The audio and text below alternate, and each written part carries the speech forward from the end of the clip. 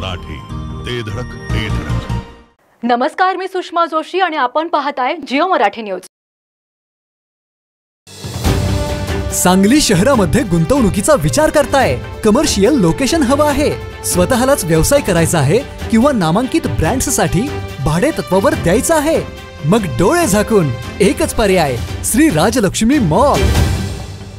सांगली जिल्ह्यातील नामांकित, अनुभवी व सुप्रसिद्ध श्री राजलक्ष्मी ग्रुप यांचे श्री राजलक्ष्मी मॉल एकाच छताखाली branded showrooms, restaurant, gym, food court, multiplex theatre, clubhouse, game zone. नुसता मॉलच नाही तर लवकरच सांगलीमधील multi branded entertainment centre. Shri Rajlakshmi mall मध्ये आपली गुंतवणूक करा आणि मिळवा प्रचंड परतावा आणि प्रचंड फायदा. श्री राजलक्ष्मी ग्रुप आता पुण्यामध्ये देखील अनेक गुंतवणुकींचे पर्याय उपलब्ध.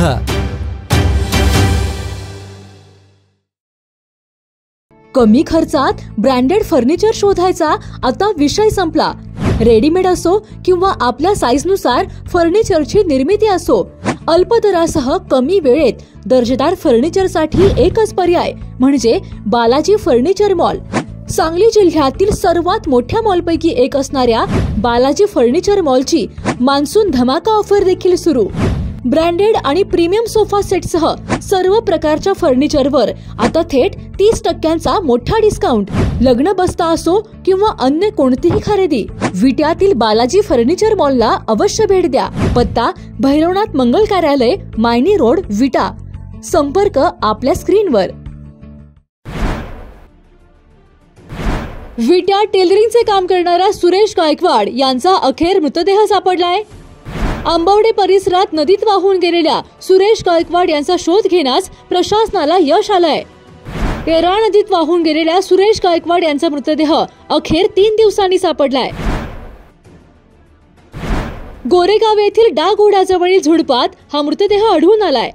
विट्यात टेलरिंगचे काम करणाऱ्या खटाव तालुक्यातील आंबवडे येथील सुरेश रघुनाथ गायकवाड वय 48 हे शनिवारी आंबवडे गोरेगाव येरा नदीच्या पुलावरून येत असताना वाहत्या पाण्याचा अंदाज न आल्याने वाहून गेल्याची दुर्घटना घडली. वाहून गेलेल्या सुरेश गायकवाड यांची शोध मोहीम सुरू होती. मात्र सोमवारी सकाळी 11च्या सुमारास गोरेगाव हद्दीतील येरा नदी पात्राकडेला डाग नावाच्या शिवारातील झुडपामध्ये मृतदेह आढळून आला. याबाबत वडूज पोलिसांनी दिलेली माहिती अशी की सुरेश रघुनाथ गायकवाड हे शनिवारी सायंकाळी 6च्या सुमारास आंबवडे गोरेगाव या येरा नदीच्या पुलावरून येत असताना पाण्याचा अंदाज न आल्याने वाहून गेले होते. या घटनेनंतर पोलीस प्रशासन व गावकऱ्यांच्या मदतीने गायकवाड यांची शोध मोहीम रात्री उशिरापर्यंत सुरू होती. यानंतर सोमवारी शोध घेतला असता गोरेगाव हद्दीतील डाग शिवारातील येरा नदीच्या पात्राकडील झुडपात सुरेश गायकवाड यांचा मृतदेह आढळून आला. या घटनेमुळे विट्यासह आंबवडे परिसरातून हळहळ व्यक्त होत आहे. दिनांक 27/9/2025 रोजी सायंकाळी 5 वाजण्याच्या सुमारास गोरेगाव ते आंबोडे या जाणाऱ्या पुलावरून येरळा मध्यम प्रकल्पाचं ओव्हरफ्लो झाल्यामुळे जे काही पूर आला होता आणि अतिवृष्टीमुळे, तर त्या पुराच्या पाण्यामध्ये गोरेगाववरून आंबोडीकडे येणारे आंबोडी येथील रहिवासी सुरेश रघुनाथ गायकवाड वय 47 वर्ष हे पाण्याबरोबर वाहून गेले होते.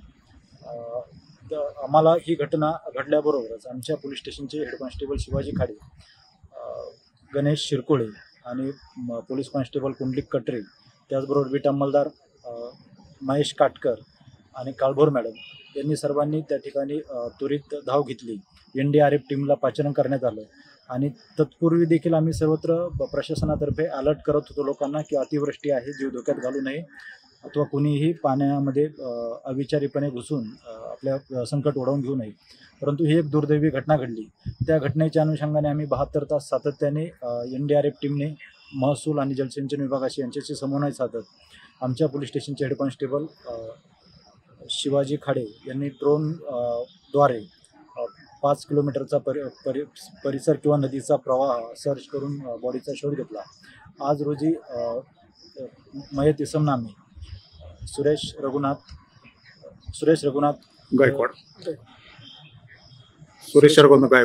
गायकवाड यांचा मृतदेह हा कदमवाडी शिवारामध्ये वेड्या बाबळीत म्हणजे नदीच्या किनारी बाबळीमध्ये अडकलेला मिळून आलेला आहे. बॉडीवरती इन्क्वेस्ट पंचनामा करून PM करून अंत्यविधीसाठी नाते कुटुंबियांच्या स्वाधीन करण्यात आलेला आहे. पुढील तपास बीट अंमलदार महेश काटकर हे करत आहे. ही अत्यंत दुर्दैवी आणि दुःखद घटना आहे. मी आपल्यामार्फत इतरांना एक कळकळीचे आवाहन विनंती करू इच्छितो की सध्या अतिवृष्टी किंवा अचानक ढगफुटीसारखे प्रकार घडत आहेत.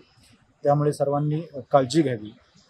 आपला अविचारीपणे किंवा कुठलाही आतताईपणा करून किंवा अनावश्यक धाडस करून जीव धोक्यात घालू नये. सर्वांनी काळजी घ्यावी, सतर्क राहावे, दक्ष राहावे, सजग राहावे. सांगता येईना आणि सहनही होईना, शौचावाटे रक्तस्राव, वेदना, वारंवार शौचास होणे हा मूळव्याध तर नाही ना? मिळवा कायमचा आराम, तोही एका दिवसात, वेदनारहित विनाटका. मूळव्याधीवर औषधोपचाराबरोबर लेझर व इंजेक्शनची खास सुविधा देणारे विट्यातील पहिलेच हॉस्पिटल डॉक्टर बंडगर यांचे मूळव्याध स्पेशालिटी हॉस्पिटल, अनुराज हॉस्पिटल शेजारी एससी स्टँडच्या बाजूला, खानापूर रोड, विटा. जिओ मराठी, ते धडक